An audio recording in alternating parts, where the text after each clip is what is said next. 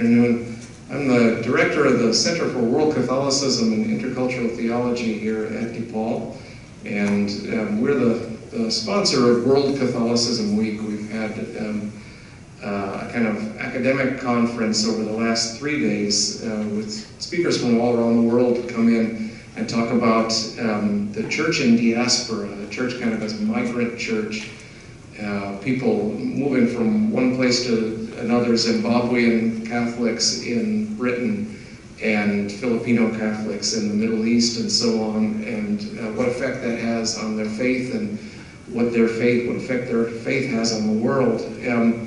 Today's topic is less academic and more pastoral, and the idea is a spiritual toolkit for a secular world. The faith, as we've seen over the last few days, takes different forms in different contexts, and here we are in a very kind of secularized context, and so part of the idea is to look at what kinds of spiritualities work in today's world, and kind of drawing on the riches of the tradition to bring that into the modern world. And so we're very happy to have you here and have speakers.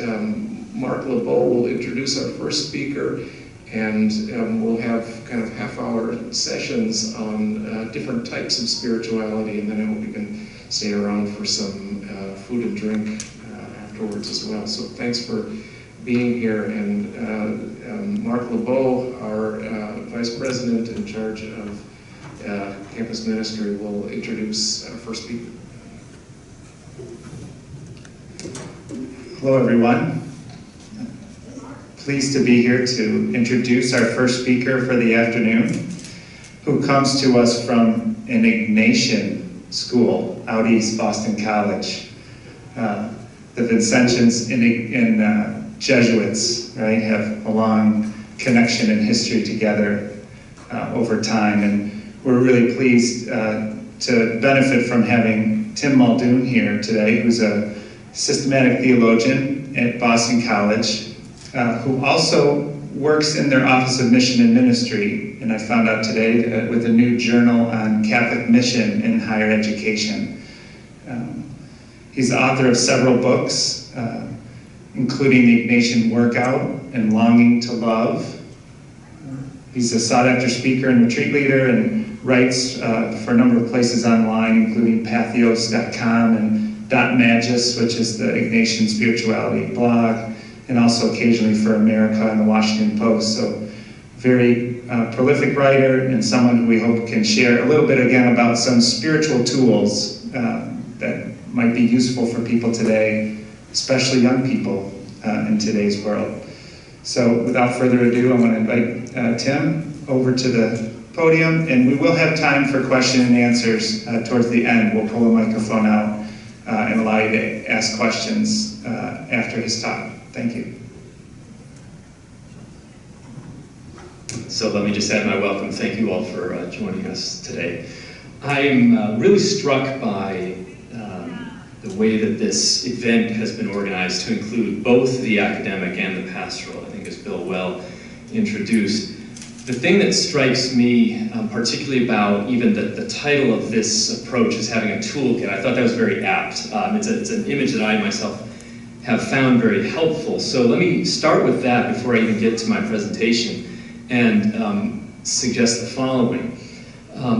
What's really compelling to me about looking at the landscape of Catholicism in the world today is that we can't escape the phenomenon of pluralism. We can't escape the phenomenon of globalization. That these are necessarily ways within which we frame any, I think, responsible spiritual life, if we understand spiritual life to be a way of responding to what God is up to. So in presenting this toolkit, I think there is some wisdom to saying, look, these are practices, these are ways of speaking and thinking about what we're doing when we pray, when we gather in liturgy, for example. These are very intentional ways that we're trying to draw from the storehouse of old and new, which is that great gospel image. in order to cultivate a friendship with God. And I take that image, by the way, from the writings of a very well-known Jesuit spiritual author, William Barry, who's written a trilogy on that theme of friendship with God. Very highly recommended. My task is a modest one. I'm going to speak for the next several minutes just about my own teaching in this tradition. And to preface it, let me say I'm not a Jesuit. I'm a layperson. I have a wife, I have kids, so I don't come at this as a vowed religious, except to the extent maybe that marriage is a certainly vowed sort of religious life, I think. But I say that as a preface because I want to say that I have appropriated this tradition, having started myself up the road at Loyola Academy once upon a time in high school, where I was first encountering Ignatian spirituality, and then as an undergraduate at Boston College, where I've later come back to now teach. And more than anything else, I have found that this tradition is a tradition for lay people. It was written by a lay person, St. Ignatius of Loyola, who in fact was a lay person when he authored the Spiritual Exercises, which is the key text upon which this tradition is based.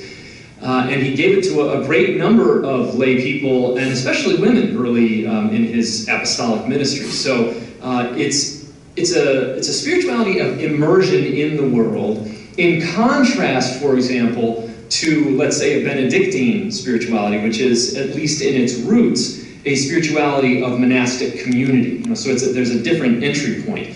Ignatian spirituality is a spirituality of immersion in the world, and to me that's an important distinction for those of us that are on university campuses, that are in the work world, that have families, that have busy lives. One of the ways, just in parenthesis, that we share this with students is through what we call a busy student retreat. So they're still in classes, but they are meeting with the spiritual director and attending to a basic question, which is, how do you find God in the everyday? How do you find God? And I think it's a very good question. And again, I think it's a very appropriate question for the kind of busy world that we live in. So with that said, I'm going to point specifically to the text of Ignatius' Spiritual Exercises, which for me certainly, and I think for anybody who knows this tradition, would say is the launching pad for what we broadly call Ignatian spirituality. That is the spirituality rooted in the way that Ignatius approached the world. In some ways he didn't do anything new. He was really using ideas that had been perfectly common in Christian tradition for a long time, but he put them into a format which we, I think, today could just simply call a retreat. But that was not a common practice in the 16th century.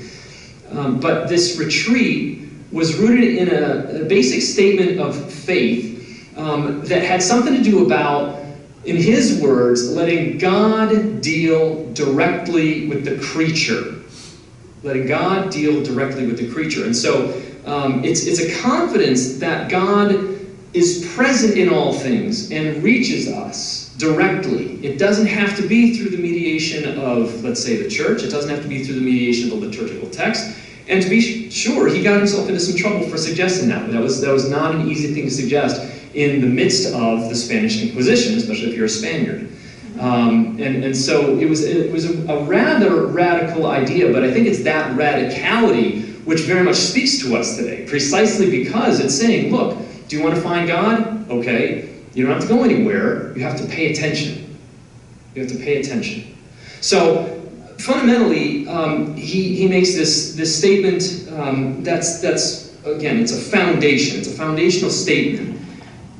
And without getting too caught up in the minutiae, I just want to point to this language that God makes human beings to praise, reverence, and serve God our Lord, and then everything else God creates is to help us achieve the end for which God has created us. This is slightly paraphrased and condensed, but it's to point to the centrality of God finding us and our finding God. That's what we're created for. That's what it means to be human.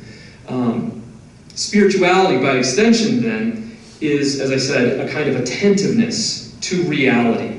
It's not a withdrawal from reality. It's an immersion into reality. It's being aware. And so, as a consequence, it's a very mission-driven spirituality. So I've subtitled this talk, the life of mission. It's essentially saying that we have a purpose, that God has made us for something, and that it's possible for us to reflect on that by these practices of attentiveness. And of course, it doesn't take too long to observe that there are lots of things that get in the way of that in a very busy world. So I've got my smartphone here. That would be one, for example. But there are things that get in the way. And so when we think of practices of spirituality, we're observing something which to me is the key insight of St. Ignatius, which is that it's a series of spiritual exercises, not ideas, not doctrines, but actual things that you do. And the word exercise, of course, in our own language connotes something physical, something that you do. And so my book, The Ignatian Workout, is kind of picking up on that metaphor, that it's something that you do repeatedly in search of a larger goal. To put this in just some context, Ignatius is drawing from a long tradition of spiritual exercise that goes back at least to the ancient Greeks. So Aristotle is a figure. We could talk about the Stoics. We could talk about the Cynics. These schools of philosophy in Greece that understood the philosophical life as being a life of certain practices. We get the word asceticism from the Greek word for athlete, for example. Okay, so the life of the ascetic is somebody that is very disciplined in his or her life and takes this very disciplined approach for the sake of pursuing larger goods. And intuitively, this makes sense, I think, to most people. So if you want to be good at anything, like playing the piano or basketball, whatever it is, you've got to do something over and over and over again. So Aristotle's great insight, we become what we do. But there's a deeper dimension, and I point to somebody like St. Augustine, who observed it slightly differently. And this is a big paraphrase, but it's a theme, I think, that emerges especially in his autobiographical book, The Confessions, that we become what we desire. What Augustine realized was that his desires were taking him in all these directions, these desires that kind of emerged spontaneously or that he saw, around him. He was getting distracted by the 5th century equivalent of TV, and he just found himself just getting totally distracted. And so for him, the spiritual life became a way of focusing desire, asking basic questions. What is it that I really want? In other words, what's underneath this kind of seething ocean of movement? What are the deeper currents of my desire? What do I really want out of my life? That, for Augustine, becomes a clue to where God is. And so Ignatius's insight is that if Augustine is right, then there's another step to that, namely that we become what we imagine ourselves to be. So you can look at a child who is, let's say, starting the piano, and that child maybe doesn't imagine herself as a piano player, but at some point that kicks in, and the effort becomes much easier because that child has discovered something, a motivating desire that makes her want to work hard at becoming something, right? So for Ignatius, that basic pattern then is repeated in the spiritual life. It's about practices, as Aristotle observed, but it's about the practices that unearth the deeper currents of desire that then lead us to new ways of imagining things. So in Ignatius's own experience, it was the movement from starting as someone who's imagining himself as a knight, with this kind of late medieval imagination, so that left picture, that's what he imagined himself to be, the knight in shining armor, almost literally. And we know this, he writes about this.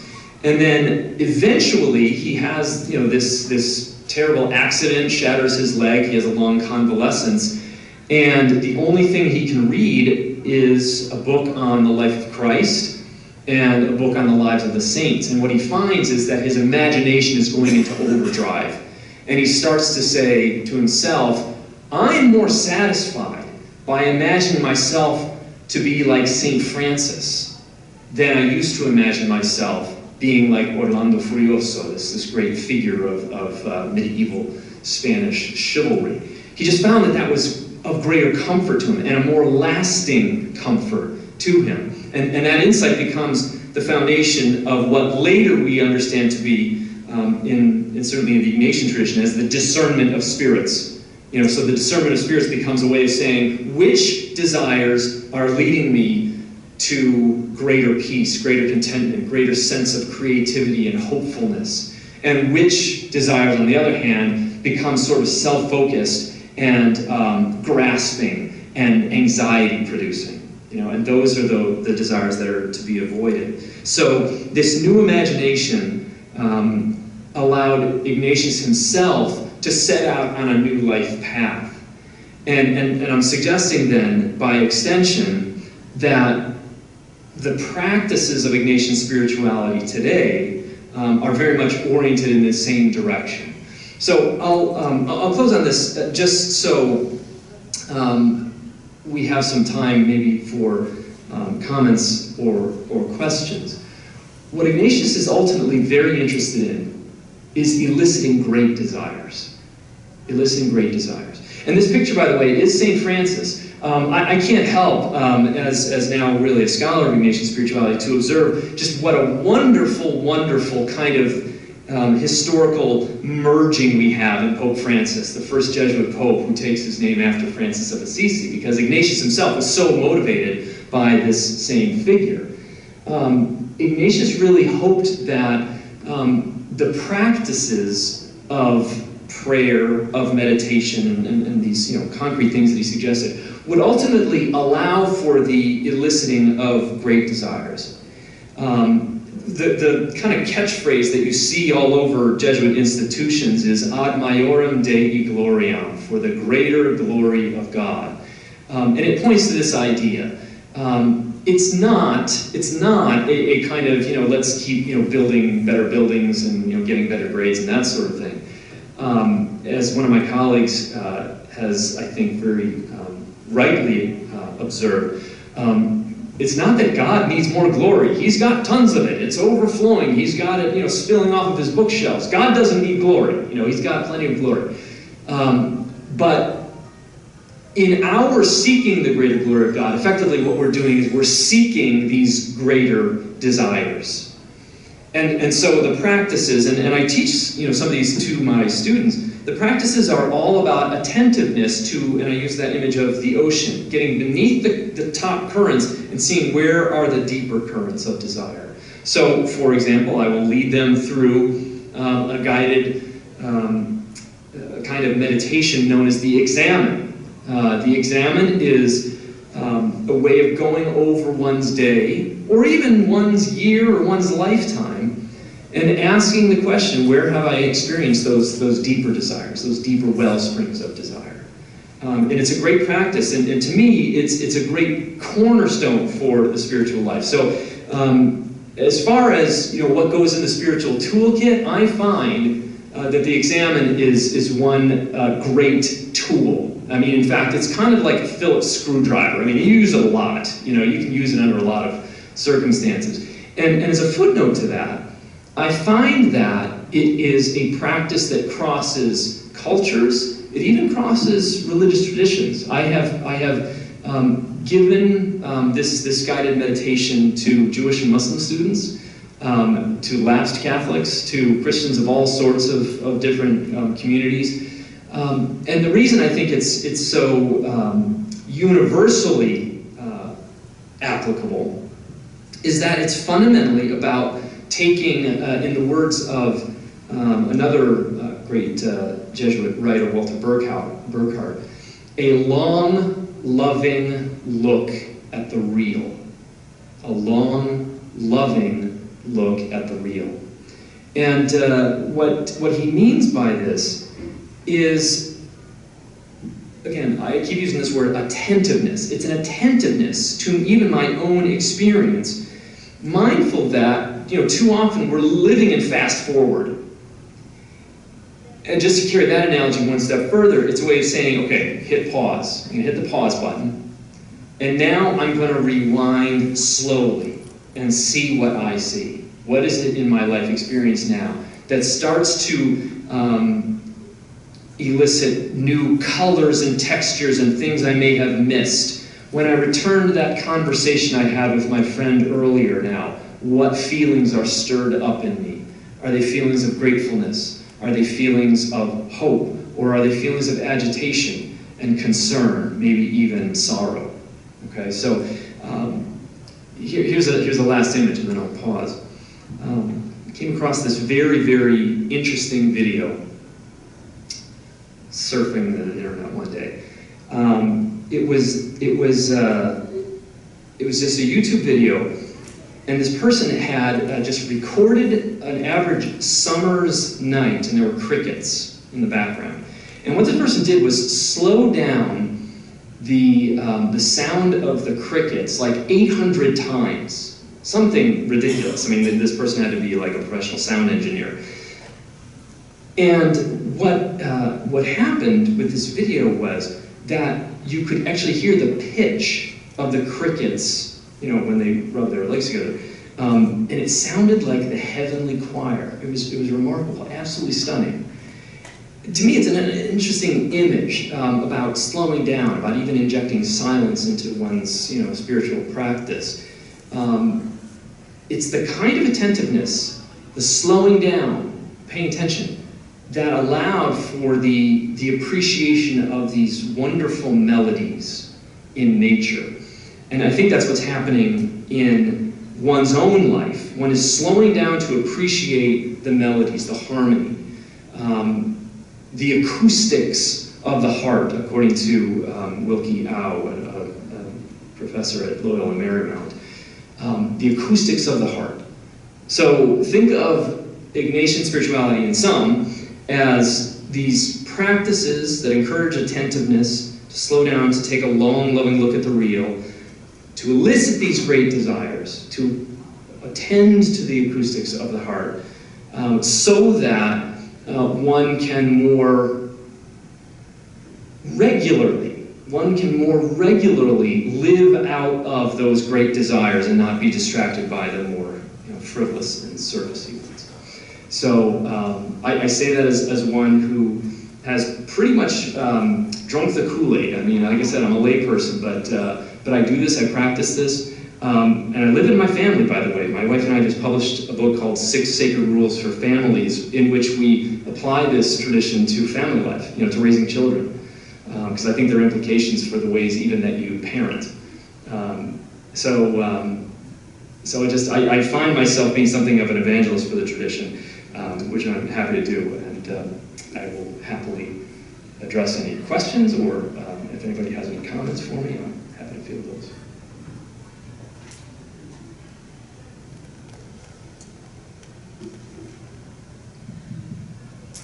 I'm going to move this microphone over here as soon as I'll ask a first question just to get it started. I know a lot of times when someone begins to look inside, things can be a little chaotic. Murky, messy. Messy, confusing, even scary. Yeah. How do you begin to sort of develop a practice when your mind's going crazy and you're hearing all kinds of different desires and directions, and how do you get started? There's a lot of noise in there. This is, interestingly, one of the areas where I think even interreligious dialogue has done us great favors. So there are great exchanges between, for example, Cistercian and Buddhist monks that have been going on for years and years, and they trade practices. And so I've very much imported it's a notion in Zen Buddhism of the monkey mind that sort of jumps around, and everybody can understand this, at least in my classes. They get that for many of them, the first attempt to slow down and do an examen or any kind of reflective meditative practice is just mayhem. It's just a mess in there. It's just they're thinking about lunch, they're thinking about the test tomorrow, they're thinking about this argument they had with their roommate, and it's a mess. And here's where I think you take a step back and say, okay, nobody climbs a mountain in a day. Nobody, becomes an Olympic athlete when they first, go out for a run. There's a sense of patience to this.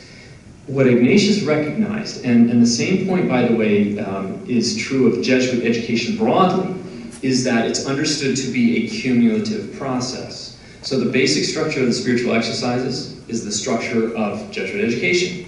You start and you build upon things, but you don't rush ahead. You're patient with yourself, is the short answer to that.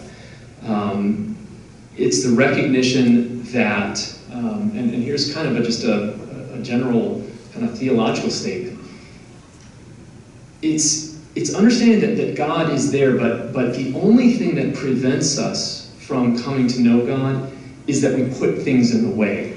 And so it's a process almost of subtraction. You take away the obstacles, and what's left then is a deeper intimacy with God. So another way to think of the practices is that they are ways that we train ourselves to remove what gets in the way. We remove the messy, things that are, dancing in our consciousness. So a good kind of reflective question that I always pose to my students is just simply, do you try and practice silence? Do you try and practice it? Alternatively, are you trying to always distract your consciousness?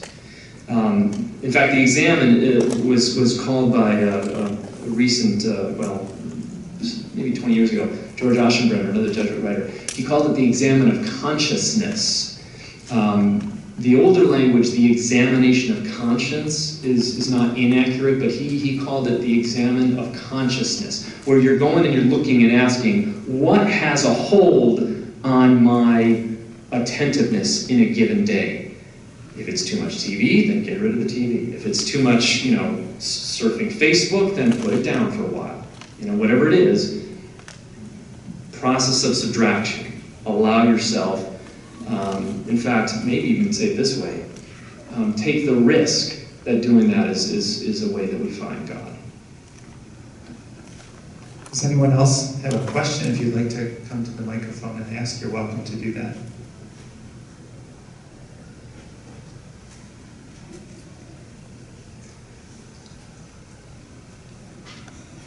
I've got a couple of questions. Tim, first question is, what is the 5th century equivalent of TV? And I was interested by that comment. And the second is, for anybody that's kind of looking for real practical how-tos on this, where do you go to find a useful version of the Examen? Or the spiritual exercise? Yeah. The first one was the circus. I mean, literally, the Roman, the circus. But this, he called them spectacles. So think the Roman Colosseum. Just these. This is, not far removed from the period where, there's this reference to bread and circus being the way that you, kind of keep a population subdued. You give them some food, and then you give them some entertainment, and then they're fine forever. That was effectively what he observed. So he was, and in fact, he was pointing to his friend Alypius, who evidently got just really, really into the gladiators. I mean, maybe the better analogy wouldn't be TV, it'd be Soldier Field.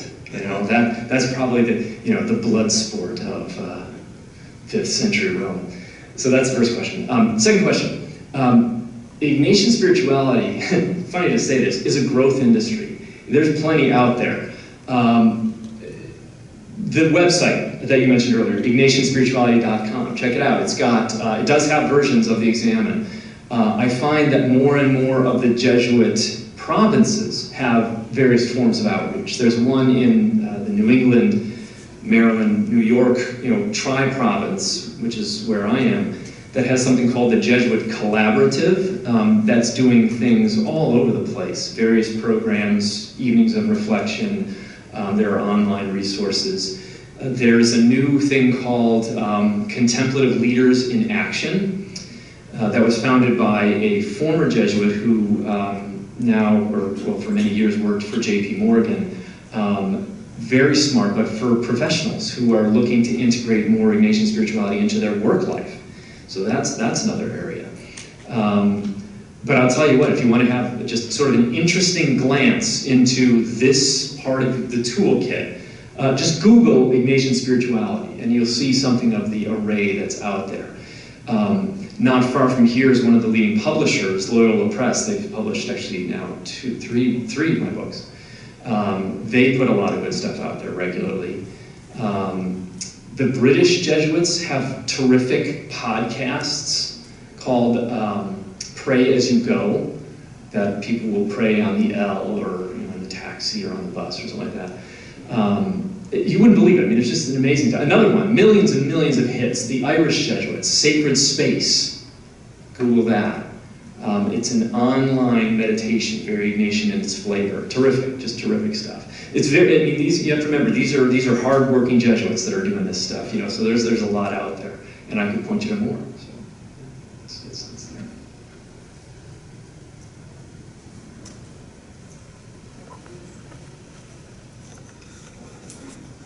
Could you talk about how you mentioned you've incorporated it into your family life, Yeah. especially with children? Yes. So I'll give you one concrete image. I have 3 children, 14, 11, and 10. And when the 14 and 11-year-olds were maybe 5 and 3, I don't even remember what prompted this, but one night I was putting them to bed, and I just kind of said, we're going to do a little examine, And so I asked them 2 questions. What was one thing that made you happy today?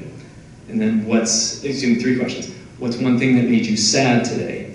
And then what are you hoping for tomorrow? So it was a way of kind of injecting a little bit of self-reflection into their 5-year-old, 3-year-old minds. And we've done different versions of that for many years now. That's one dimension. The other broader dimension is just something that we talk to parents about, which is that parenting, almost by definition, is an ongoing practice of discernment on the part of somebody else, or on behalf of somebody else. And so what that means is we're constantly asking questions like, what are they good at? What are they drawn to? What are the talents that God has given them?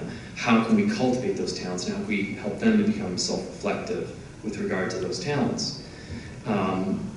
So, in the big picture, and by the way, it's not that we're trying to, turn them into little Jesuits or anything like that.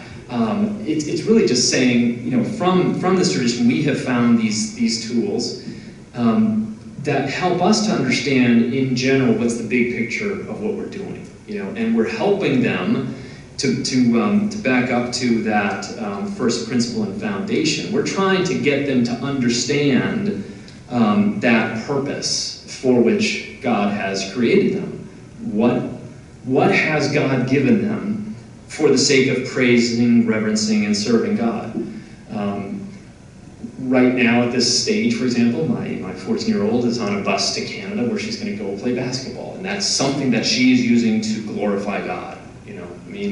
Is that long-term her vocational call? Maybe not, but it's something maybe that will help her to discern it.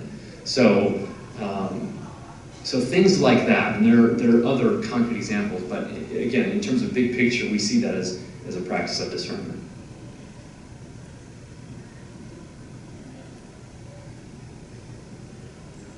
Other questions? I could go on asking them all day. I just want to give you the opportunity. Well, I'll ask another one, and then maybe someone else can work up one in their head. So you mentioned about Ignatius's line of allowing the Creator to deal directly with the creature. And one of the things we hear often today is that someone says they can be spiritual and not religious.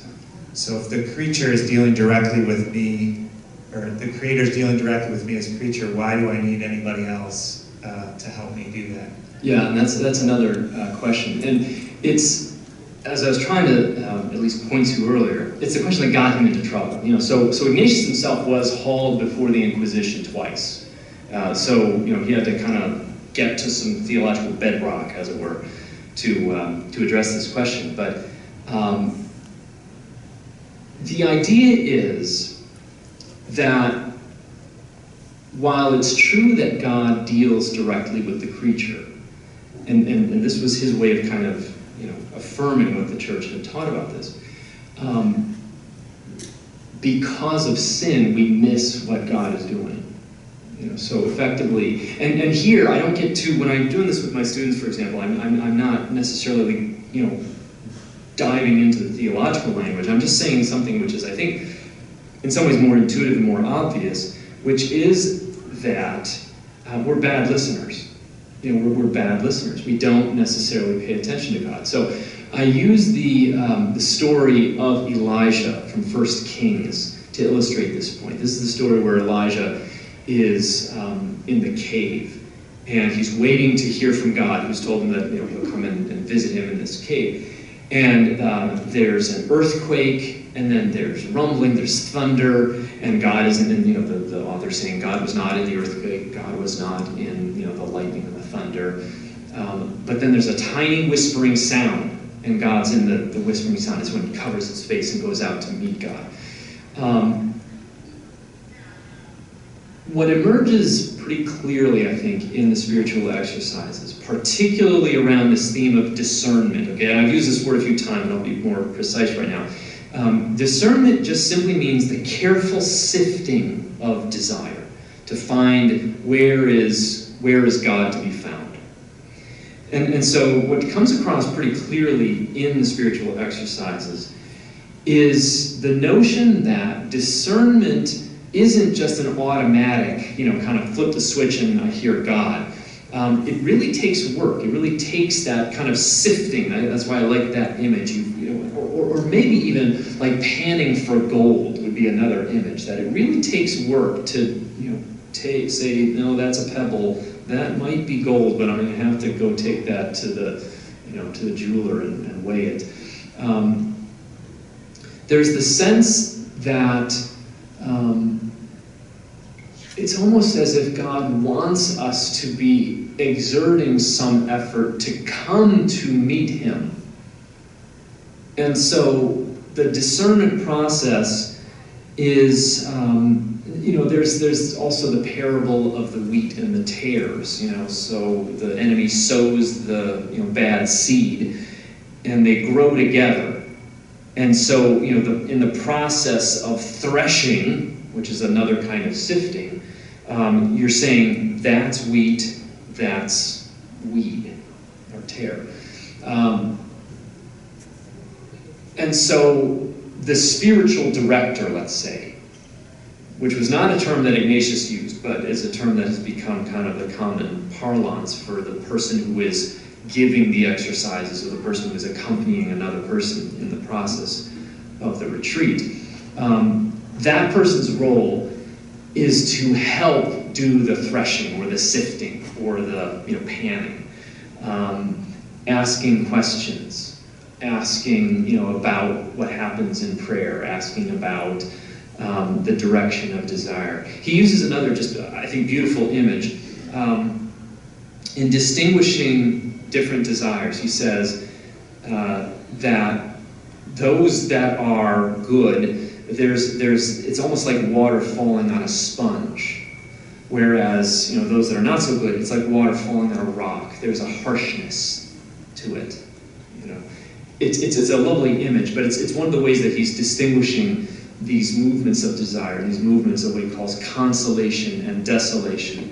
The spiritual life for him, it's hard to be objective. It's hard to get outside of oneself. And so the guide or the spiritual director, the person who accompanies another person, is helping him or her to achieve at least some level of greater self-knowledge, really. That's the aim of the spiritual director. Good. Well, I think we'll need to break now to make the change for our next speaker, but please join me in thanking Tim for his words of wisdom. Probably engage him down on the floor here.